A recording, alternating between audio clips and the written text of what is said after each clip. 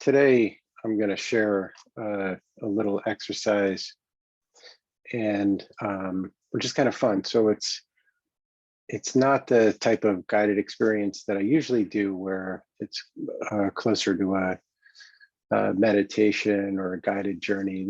But it is an embodied exercise. So I invite you to play along and move in and out of different states. And one thing that I talk about quite a lot is the idea of being centered, and that can mean a lot of different things to different people. For me, it means just feeling a-okay. It means literally feeling centered in my body, like not leaning back, not sort of collapsing, not being, charging out into the world, but really being just that, being centered. And for me, centered also means being available to move forward, to move back, to move to my sides. And also, for me, there's a feeling of readiness, readiness for action, but also feeling relaxed. I'm not tense. It's not I'm going to go out and charge, but it's an alert readiness. So those are some of the things that it means to me. It's also for me a place of safety, a place where I feel solid. I feel access to my different resources. It's also a place where I'm not overly lost in thought. I'm here in the moment. I'm in the room. I'm also not completely internal. I'm here. I'm awake. So those are some of the things that it means to me. There's one other sense that I like to think about in terms of being centered, which is I'm not overly attached to something or attached to an outcome or needing something or getting away from something. I'm okay with what is. So again, these are some of my things. And as I'm describing those, maybe some of them resonate with you, and I invite you to find sort of an embodied experience of what being centered is like for you, whether you're sitting or whether you're standing. Take a moment and find that place of being centered.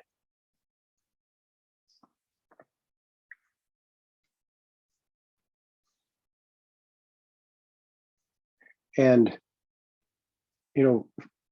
I think when this was first introduced to me, even the concept of centering, one of my teachers, Stephen Gilligan, spoke about it a lot. Another teacher, Charlie Badenhop, and both of them were practitioners of Aikido. In fact, they sort of got me interested in it. And in Aikido, we also talk about being centered in many of the respects that I was just talking about. This availability of being in the moment and ability to move freely and respond to what's coming up. I think when it was first introduced to me, it was something that I would go to sometimes as a destination. It wasn't necessarily a place that I lived on a regular basis. It would sort of, I would think of the idea of, oh yeah, centering, that's something I'm practicing. And I would I would get there and practice it and have an experience of it from time to time. And little by little, it became more part of my repertoire, where it did start to be a place where I could live from. I often talk about it. It's like, it's a home base for me. It's a place that I feel comfortable. I feel good living in that place of being centered. Now, I think it's also very useful to notice the experience of not being centered. I'll share this famous idea from O-sensei, the founder of Aikido. Somebody commented that, oh, you're centered so much of the time. And he responded, he said, he said, I get knocked off of center as much as anyone. He said, but I'm much better at getting back. In other words, he had practiced so much that he could get back to being centered with a lot of facility. And for me, that's been a very useful idea, that this idea of, well, how do we get back when we're knocked off center, emotionally, physically? Maybe something comes up at work or comes up in our personal life, and we're knocked off, we're taken by surprise, and maybe we get upset, and then noticing, okay, I'm not centered, and how do I get back? So that's a little bit about what I wanted to explore today. And I want to offer two different ways that you can practice that. So the first way is using what you would call a separator state. So let's say I find myself really off center, and I'm kind of hamming it up physiologically, and I'll talk about that. But if I'm here and then I want to get back to center, it might be a little bit hard for me to go right there. So really the first thing I'm going to do is I'm going to shake this off. I'm going to shake, just loosen up my body, shake it off, maybe step out of wherever I am. And then from a more neutral place, then I can return to my center. So there's this idea of a separator state, or in NLP, we talk about breaking states. So if I'm really upset, maybe I just whoa, shake it off, think about something else, distract myself, maybe think of a joke, hum a song, anything to kind of break that pattern for a moment, just, in any way, just sort of abruptly break that pattern and then return to center. So that's sort of using a separator state. And there are a lot of different ways that you can distract yourself, but some of the easiest ways are, first of all, shake up your body, like whatever configuration you're stuck in, move your body, move your shoulders, open your shoulders, breathe deeply, change your breathing pattern, change whatever you're saying to yourself, remember a joke. I always ask people, what's your telephone number backwards? Because even just thinking about that, it causes you to break your state. And then you can get centered again. Okay, so that's using a separator state or breaking your state. And the image I always think of is, when you eat sushi, you eat the ginger in between each piece, and it's to clear your palate. And so this is a way of clearing the palate of your whatever state you're kind of stuck in, so that you can return to center, so that you can reconnect to the resources that you need, and then perhaps go back and deal with whatever situations come up, right? So that's the first way. And then I'm going to offer another way. And this is, I would say, I would practice this not in if you're in sort of a challenge situation at work or something, I wouldn't necessarily practice it there, but you might practice it when you get home, or when you're out of the situation for a moment. And you can practice it such that the next time you're in that situation, maybe these new kind of physiological patterns will be available to you. So if I notice a particular upset state that I go into, just thinking of one. Okay, so if something is bothering me, and maybe I have a feeling sensation, the first thing I'm going to do is, a moment ago I said I was hamming it up. I'm going to do that again, and I encourage you to do it. Notice the feeling and almost exaggerate it. Let yourself really go into the feeling. Let yourself feel it, and let yourself, get lost there for a moment. And you can even accentuate it as a gesture, right?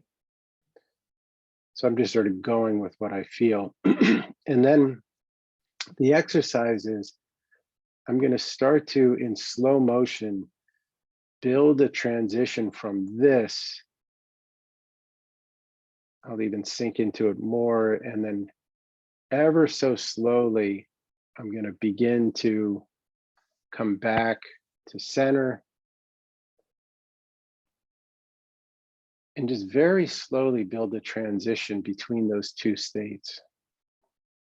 So here, now I come back to center and sort of let the last residue of that state kind of wash off. And back into the breathing of being centered.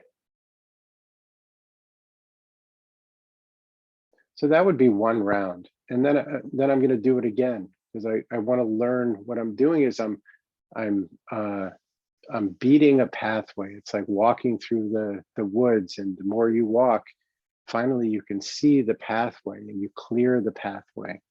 So if I find myself there again, let myself feel it, really go into it deeply. And then, this time I went forward and then gradually around and back up. So there I kind of took the same path.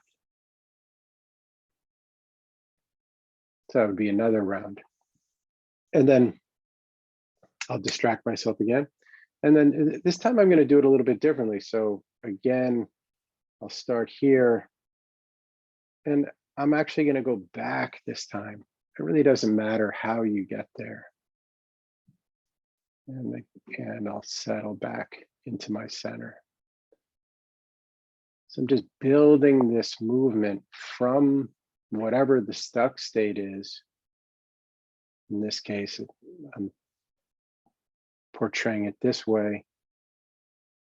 And then I'll build a variety of ways of coming back. And what starts to happen is you start to get a little bit better at moving from one to the other. Now, I built it from the challenge state back to the center.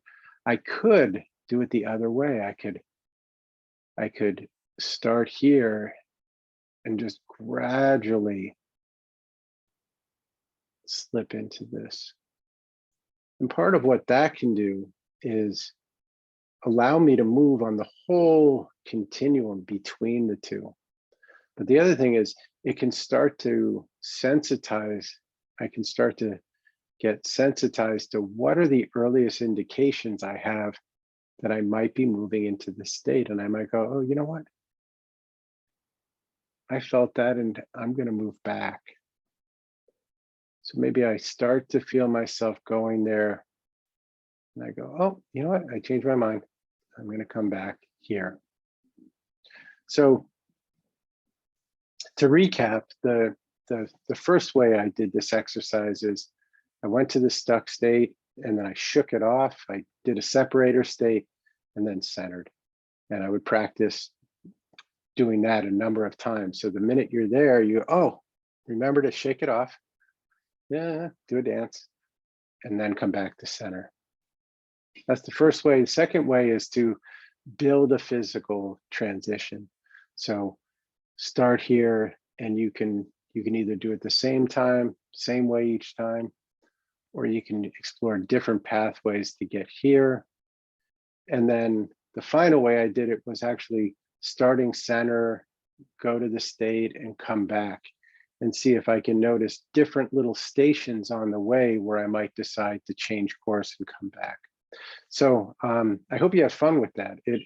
For me, it really shifts my experience of some of these, so-called stuck states, because it allows me, first of all, to get a lot more facility in moving in and out of them. And I no longer feel stuck. I feel like, oh, this is something I'm experiencing at this moment, and now I have some choice. It doesn't have to color like the rest of my day. It can be like, oh, I experienced that.